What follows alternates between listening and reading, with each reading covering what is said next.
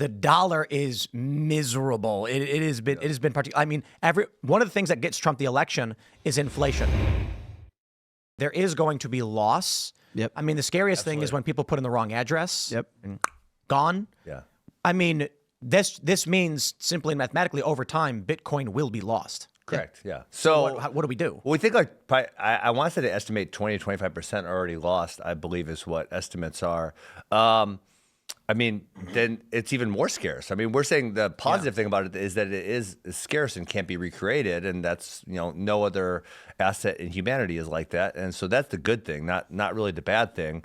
If you're saying how are people going to transact because we're going to run out of it, I just don't see that being the case. And Bitcoin can be broken down, like Jack said, right, to visibility. 1/100 millionth of a Bitcoin is a Satoshi, so it goes 0.00090 zeros. So it can be broken down to pretty small parts. As long as the monetary unit is divisible, it can scale to society, so it should be fine. What do you guys view and think there'll be an upper limit to the value of a Bitcoin? Well, you know, I like. I don't remember who said this first, so I'm obviously stealing this from somebody. But they say that the U.S. dollar is they can print into infinity, which they are, right? And so, but Bitcoin is 21 million over infinity, right? So infinity, all value in planet Earth is going to go into Bitcoin, into the 21 million. It all depends on the denominator you're using, Yes. right? Like right now, the predominant way that we're valuing everything is in U.S. dollars, right? It's Bitcoin, U.S. dollars. But I saw a chart the other day that I thought made a really good point in terms of how you're looking at the value of Bitcoin. And what people are looking at is they're looking at the dollar like it's stable and Bitcoin's going up, where in reality it's Bitcoin that's stable and the dollar's going down. Exactly. So when you start changing the way you're thinking about it, it changes how you look at the value of Bitcoin. But I think that the quote you're looking for out a lot of this was, if the dollar has no limit, or if the dollar has no limit, The dollar has no bottom, Bitcoin has no top. That's I what got it you. was. Yes, I got you. what I was We got a looking for. third try. We got it. Let's go. 1, 2, 3, we got it. So I think Bitcoin does go up in value and dollars do go down in value simultaneously. Yes. I think you could actually do I don't think it'd be that complicated to actually find the true stability of Bitcoin and its gains, simply like by looking at purchasing power, comparing it to perhaps houses might not. A house is a good one. They got a chart of that. Get that one up there. That's a good one. My wife loves real estate, and I just show her this chart all the time. I think the best, to me, the best way to measure Bitcoin is in energy terms. Because again, money is intended to be your time and energy in an abstracted form. So how can I measure in energy terms? So I think Bitcoin charted against oil is fascinating. I don't think that's probably a good one. I don't think people measure that enough, right? Because really what you're trying to understand is the hardness of the asset. Bitcoin's going to go up against Nigerian Naira more than dollars because it's harder to make more dollars than Naira. But Bitcoin's going to go up, more in dollar terms than penthouses because it's harder to make more penthouses than dollars, right? And you can find your denominator. Oil, This is actually a really, I think oil is a good way to do it, as oil is a strong. Longer time frame, like 5 years on this one. Yeah, and so really what you... bottom of the chart right there, Really what you want to do all. Oh, boom, look at that. Yeah. And what you really want to philosophically understand here is... It looks much more stable when you look at it this way. That's actually only a year and a half, I think. So it looks like it starts April of 2023. I see. And that is all. That's all they have. Or 2022, maybe, somewhere there. So the point I'm making is a lot of people are like, Bitcoin's not going up, the dollar's going down. Well, it's both, actually. Yeah. As more nations adopt Bitcoin and start mining it, Russia, they want to build reserves of it. That demand is pulling on the existing supply, which is limited. At the same time, the dollar is miserable. It has been particular. I mean, one of the things that gets Trump the election is inflation. Yep, absolutely. So we got these salami packs. I always tell the salami story. A couple of years ago, these little packs of salamis were $7. And it's like 3 different kinds, like a red pepper one, a garlic one. And we'd buy them and load the fridge up because people love them. And you dip it and whatever, you put cheese on it. They're $13.99 now. And it's been a couple of years. I'm like, the price has doubled for this. But like you were saying, people look at the dollar like it's a stable thing, like it's the line when it is not. Yep. Yeah. And they fundamentally understand that in their lives, right? We see this notion of core CPI, right? Like they keep coming up with new ways to show what inflation looks like on the dollar. And when you look at core CPI, you can go, sure, as long as you don't need food or utilities or gas in your car, right? Things everybody needs. Well, that's been a as part of fake their daily metric life. forever also. That's the point, is that 100%. when you have a currency like the US dollar, they can play games to generate the outcome that they Yes. want to communicate to you. Anyone who goes to the grocery store knows inflation's not in the 2 to 3% range. You want to know the sad story? The sad thing of that $5,000 from the beginning I told you about. I've never spent it. It was my savings, and I've only saved more on top of it since then. Got a different job, got more contracts. Wait, but are you saving in dollars or saving in Bitcoin? So now it's both. Okay. Now you know, I'm very pleased to say that it's Bitcoin's about 1,000 something. Okay. And I was just like, it went through those cycles where. Yep. So I had about 20 Bitcoin again in like I can't remember what year it was. Yeah. It was during maybe 2012. It hit $20 at some point, and then I was like, from $5 to $20, I get $400 cash. I should use that. I can get a new phone or I can pay my rent. I did. Wish I didn't, but at the time, it's like, who really knew exactly where the top was going to be? Yeah. And this was Mount Gox. This was particularly difficult to transact. It was hard to find. Yes. The one thing too, going back to 2011 when I was saying it was at 70 cents, people are going to look at Bitcoin now with Coinbase or Gemini or Swan Bitcoin and things like that, where they can just buy it and it's relatively easy. It was very difficult back There was then. nothing. There was nothing. Yeah. I had the original Bitcoin app, and I was getting Bitcoin from the Bitcoin faucet. Do you guys remember that one? Oh, yeah. Man, what was it 0.05 Bitcoin for free? Yeah. And you just click the button. It's like, it was worth nothing back then. But I had that 5,000 in savings that I said maybe I'll buy Bitcoin with. Never spent. And guess what that is worth today? It's worth probably a third of where it was at the time when I had it. So I have just lost the majority of the value of that savings.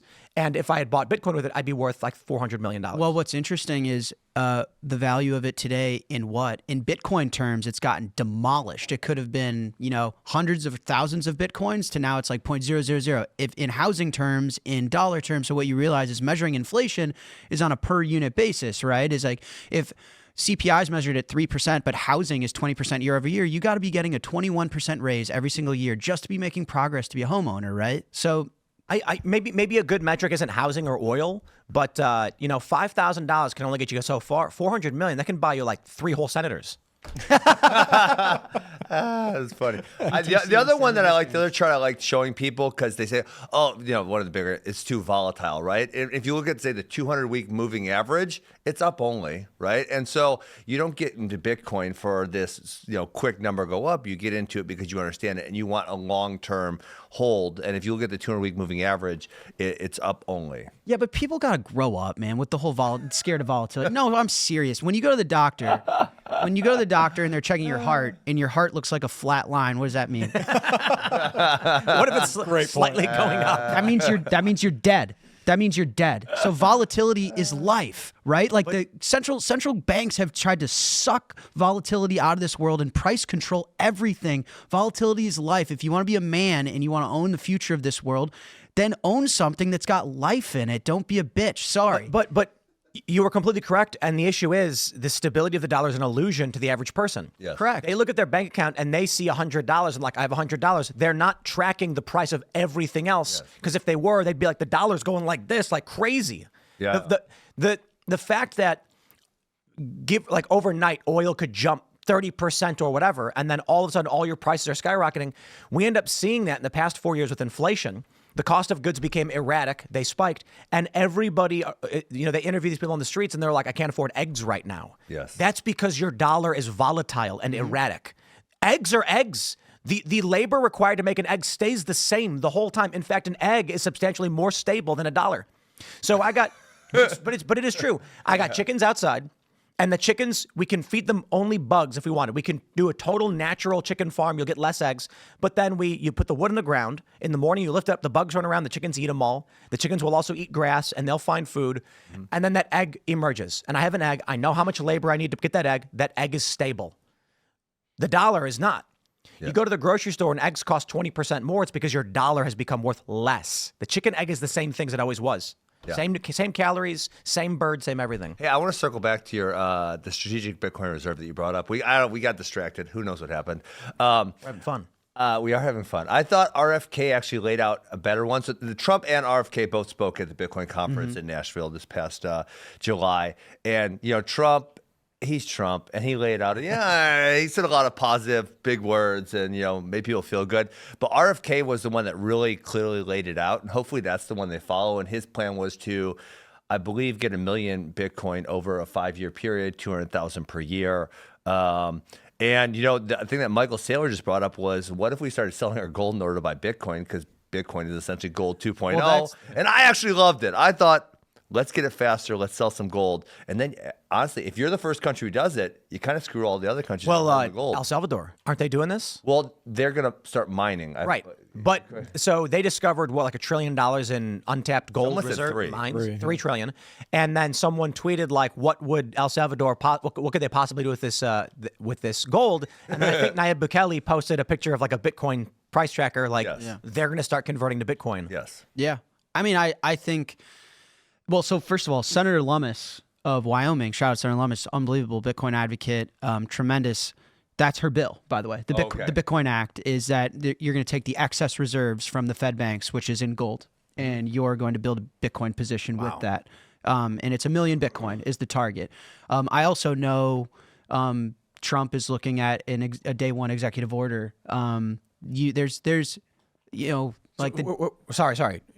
Day one executive order for a Bitcoin reserve for the United States? Yeah, but so I know that there's people looking at the Dollar Stabilization Act is it gives the president wide discrepancy to protect the dollar, and there's potential to use a day one executive order to purchase Bitcoin. It wouldn't be at the size and scale of 1 million coins, but it would be a significant position, and it'd be a message that the United States, listen, here's what I think isn't talked about enough about the strategic reserve, is it's the first, I think it's one of the biggest economic announcements if it happens in American history, but it's the first positive one. Why is no one talking about that?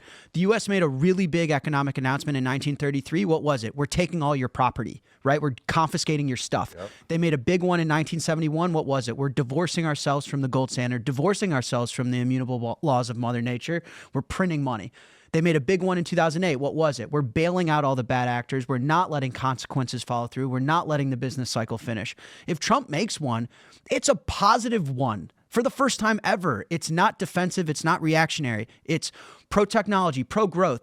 Governments own 2% of the supply of this thing. Who owns the rest? The public. It's something that acts in the best interest of the people. So to me, if he does an executive order on day one, no matter the size, the magnitude of a positive economic announcement out of this country for the first time in 100 years that acts in the best interest of the public, where the public owns it. The public was first before Wall Street, right? Mm-hmm. Like, why is no one talking about that? They call him, a terrorist instead or whatever, but that's to me, that's the message. Well, and it's a great point. It's inspiring. Yeah. With the market cap right now at 2.12 trillion, if Donald Trump signs an executive order and buys a substantial amount between 100 and 500 billion dollars, I think that could be somewhere north of or somewhere around 4 or 5 million Bitcoin.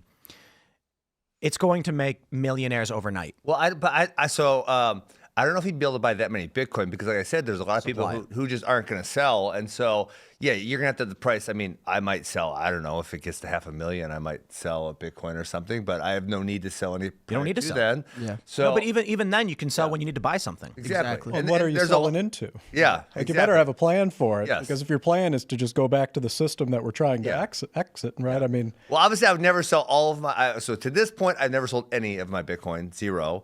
And then moving forward, it's like, again, what are you going to exit into? You better have a plan for it.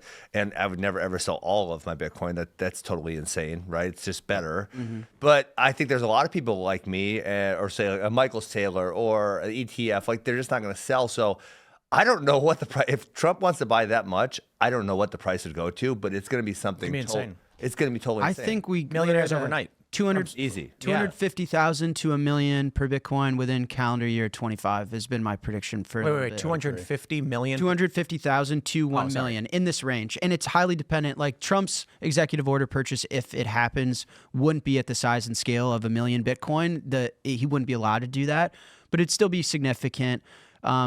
I think Bitcoin's got at least a 3 to 10x in it from here over the next 12 months. Thanks for watching this clip from the Culture War podcast. We're live every Friday, 10 a.m. to noon. So subscribe and come hang out.